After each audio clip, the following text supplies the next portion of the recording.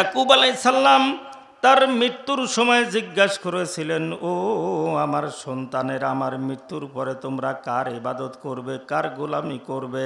তারা জবাবে বলেন, কলু নাবুদু ইলাহাকা ইলাহা ইব্রাহিম ওয়া ইসমাঈলা ওয়া ইসহাকা ইলাহা ওয়াহিদান ওয়া নাহনু লাহু মুসলিমুন।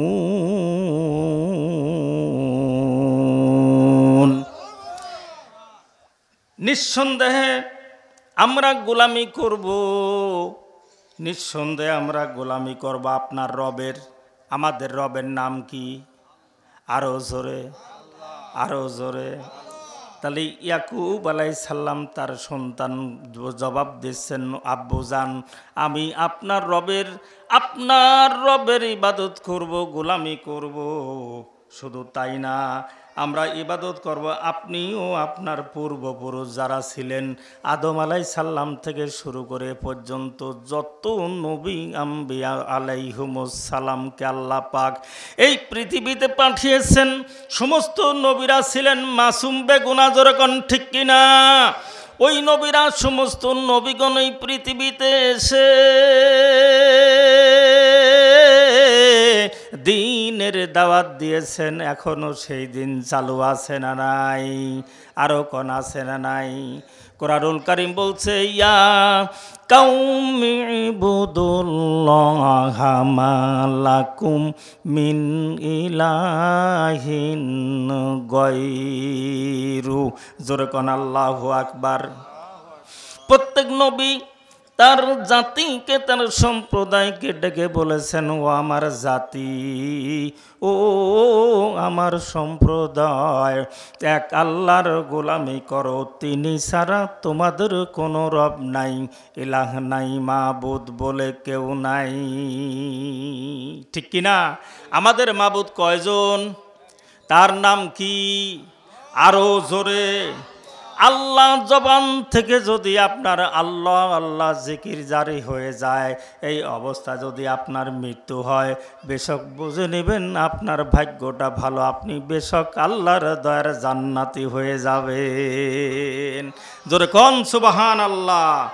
ভাইরা আমার, বন্ধুরা আমার, ইবাদত করেছে সেই আল্লাহ পাকের ইবাদত করব এবং তারা আনুগত হয়ে থাকব। দাসত্ব এবং পূর্ণাঙ্গের নমুনা হলেন শিরকের অন্ধকারে। যখন গোটা জাতি শিরকের অন্ধকারে নিমজ্জিত ছিল, মাছের পূজা, গাছের পূজা, এরপরে কিসের পূজা? সাপের পূজা, কুমিরের পূজা। পূজা করতে করতে করতে করতে মানুষজন খালি পূজা শুরু করে দিল। হিন্দু ধর্মে যেমন 33 কোটি খোদা আছে। কত খোদা? হিন্দু ধর্মে 33 কোটি খোদা আছে। আমাদের খোদা কয়জন? তার জোরে, আরো জোরে কয়জন? 33 কোটি খোদার অনুসরণ আমরা করি না, আমরা করি একজনের, তার নাম হলো আল্লাহ। ঠিক কিনা? ভাইরা আমার, যখন শিরকের অন্ধকারে, গোটা অন্ধকারে ডুবে গিয়েছিল, তখন হযরত ইব্রাহিম আলাইহিস সালাম তাওহীদের আলো জ্বালিয়ে দিয়েছিলেন। সুবহানাল্লাহ, জোরে কোন। এই নিবেদিতদের ইমাম হিসাবে আল্লাহ পাক তাকে ঘোষণা দিলেন। কোরআনুল কারীম বলছে, ওয়াইজাবতালা ইব্রাহিমা রাব্বুহু বিকালিমাতিন ফাতাম্মাহুন্না ক্বালা ইন্নী জাইলুকা লিন্নাসি ইমামা। জোরে কোন আল্লাহু আকবার। এই ইমামা মানে হলো নেতা। কি? ইমাম মানে নেতা না? এই যে আপনাদের জহুরুল ইসলামকে আপনারা ইমাম বানিয়েছেন, ও যত ছোটই হোক কিন্তু নেতা। ও যদি আগে নামাজ না পড়ায় আপনাদের নামাজ হবে না। জোরে কোন ঠিক কিনা? ইব্রাহিম আলাইহিস সালাম তার রবকে কয়েকটি বাক্য দিয়ে পরীক্ষা করলেন এবং তিনি সেই পরীক্ষাগুলোতে পাশ করলেন। তখন আল্লাহ রব্বুল আলামিন বললেন যে গোটা বিশ্বের মানবতার জন্য, গোটা বিশ্বের মানুষের জন্য আমি তোমারে নেতা বানাবো। জোরে কোন সুবহানাল্লাহ। এরপরে আল্লাহ পাক বলেন কি, এইটা ছিল তার প্রথম পরীক্ষা। ইব্রাহিম আলাইহিস সালামের জীবনে কি 80টা পরীক্ষা হয়েছিল, তার মধ্যে এটা ছিল প্রথম পরীক্ষা। 2 নম্বর পরীক্ষা হলো, প্রথম পরীক্ষা হলো আগুনের পরীক্ষা। আপনারা বহুবার জীবনে শুনেছেন আগুনের পরীক্ষা, ইব্রাহিম আলাইহিস সালামকে অগ্নিকুণ্ডের ভিতরে ফেলে দেওয়া হয়েছিল। কিভাবে ওই ঘটনা বহুবার শুনেছেন, আমি ওটা বলবো না। এরপরে 2 নম্বর পরীক্ষা, আল্লাহ পাক বলেন কুলনা ইয়া নারু কুনি বারদাও ওয়া সালামান আলা ইব্রাহিম।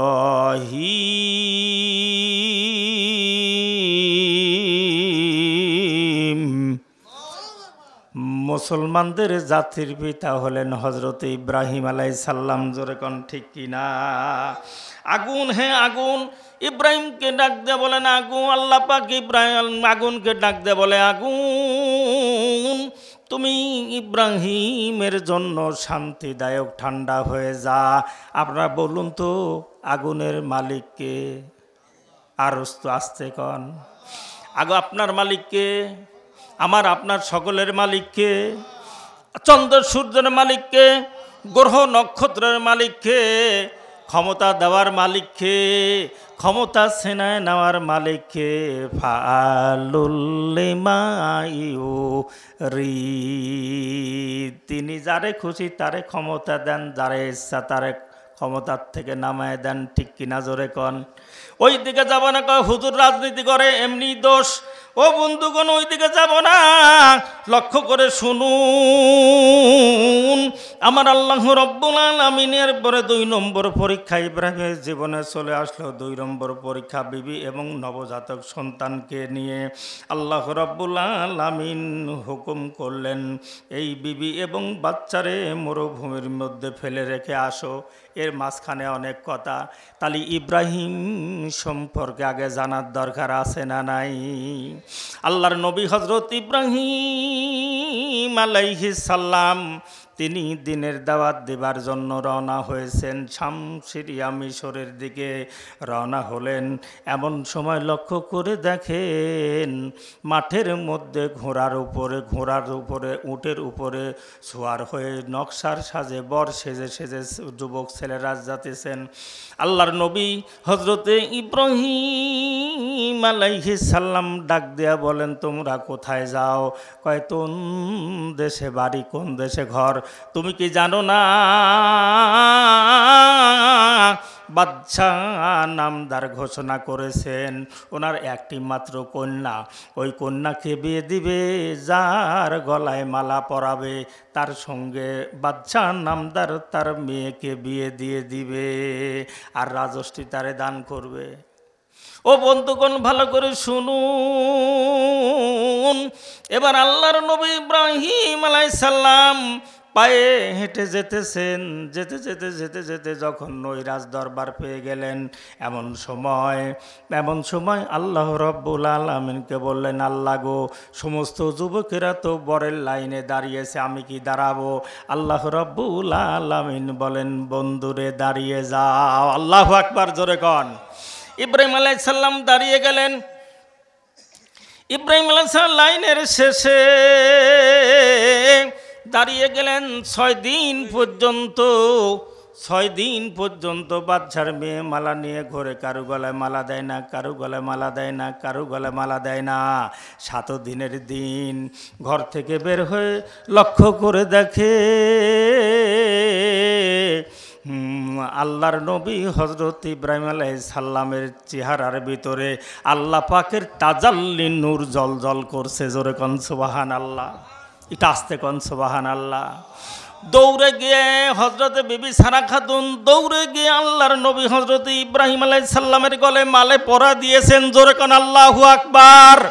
সমস্ত যুবকেরা বলে, সি সি সি সি, এই পাগলের গলায় মালা দিল। কার গলায়? ইব্রাহিম আলাইহিস সালামের মুখে দাড়ি, মাথায় টুপি, এরা হয় কাঠমোল্লা। জোরে কোন ঠিক কিনা? আমার দেশে কাঠমোল্লার গাইল আছে না নাই?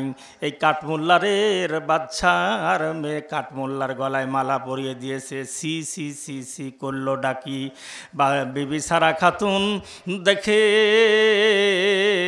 আল্লাহর নবী হযরত ইব্রাহিম আলাইহিস সালামের চেহারার ভিতরে আল্লাহ পাকের তাজাল্লি নূর জ্বলজ্বল করছে। একবার জোরে জোরে বলা যাবে কি আল্লাহু আকবার। এরপরে বাদশা নামদার ইব্রাহিম আলাইহিস সালামের সঙ্গে যখন বিবি সারা খাতুনকে বিয়ে দিয়েছেন, অনেক বড় ঘটনা মাঝখানে ব্রেক করে দিলাম।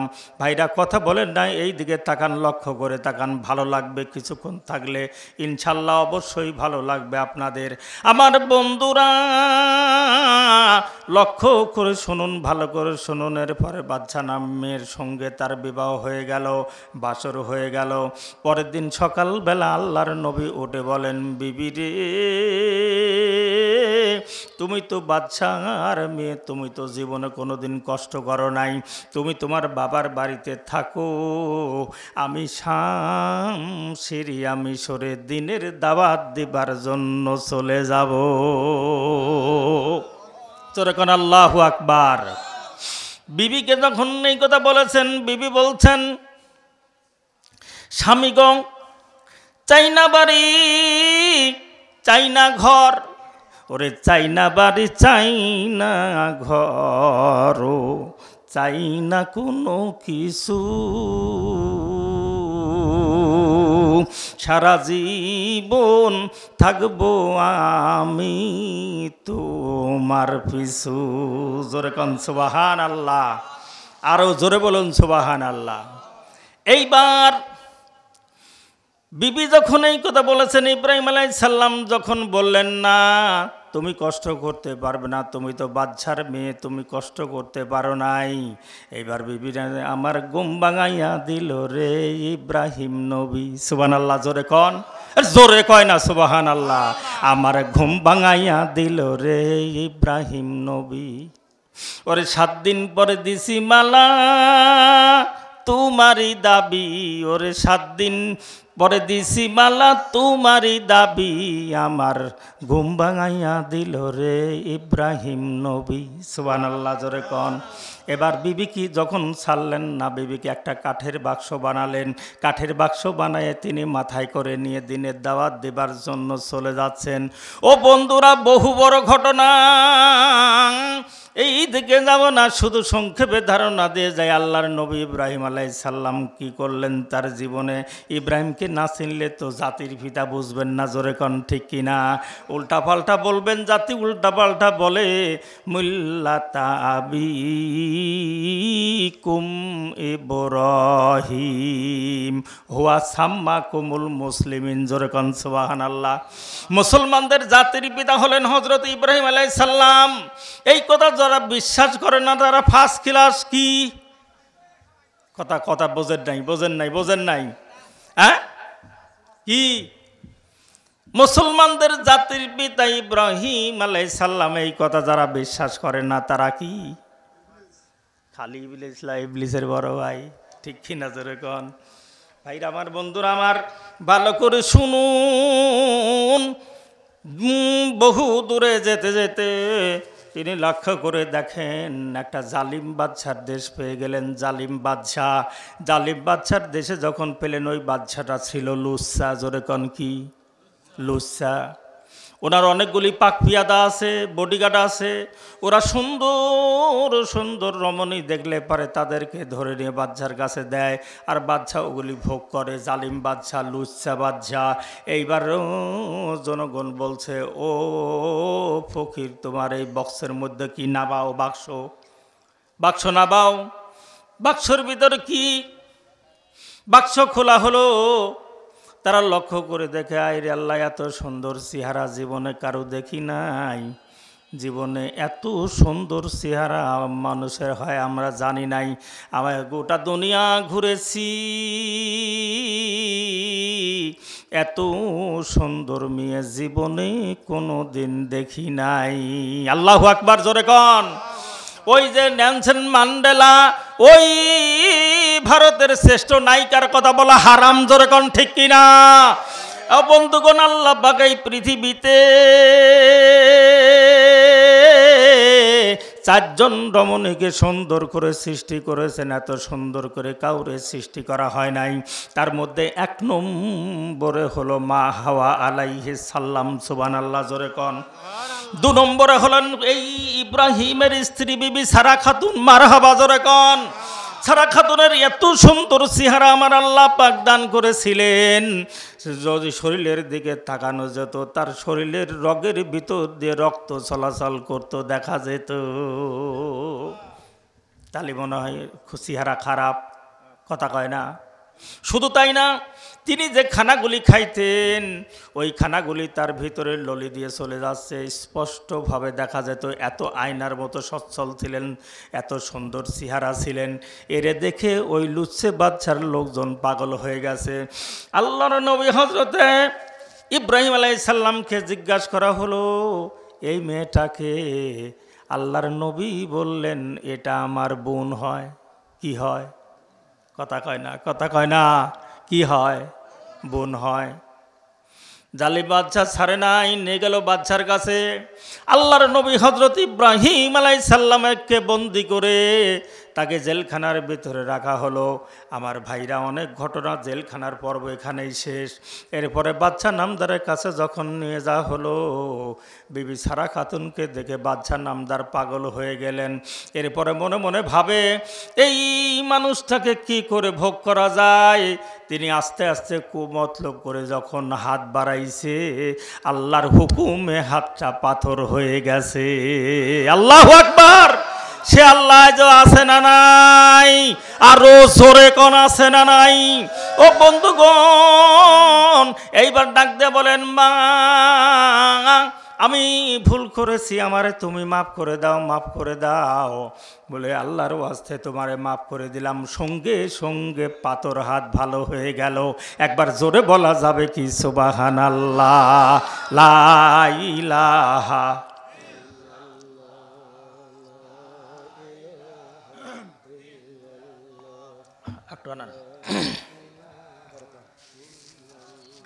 জোরে লা ইলাহা, জোরে লা ইলাহা ইল্লাল্লাহ, লা ইলাহা, জোরে লা ইলাহা ইল্লাল্লাহু মুহাম্মাদুর রাসূলুল্লাহ সাল্লাল্লাহু আলাইহি ওয়াসাল্লাম। রাগ করতেছেন? ওয়াজ শেষ করে দিয়ে আদায়ে যাই। হ্যাঁ, থাকবেন তো? কারা কারা থাকবেন হাত তোলেন তো। নারায়ে তাকবীর, নারায়ে তাকবীর। আলহামদুলিল্লাহ, আল্লাহ কবুল করুক। জোরে কানা আমিন। আরো জোরে বলে আমিন। আমার বন্ধুগণ ভালো করে শুনুন। এইবার কুমতলব করে যখন, এই তো আমার হাত ভালো।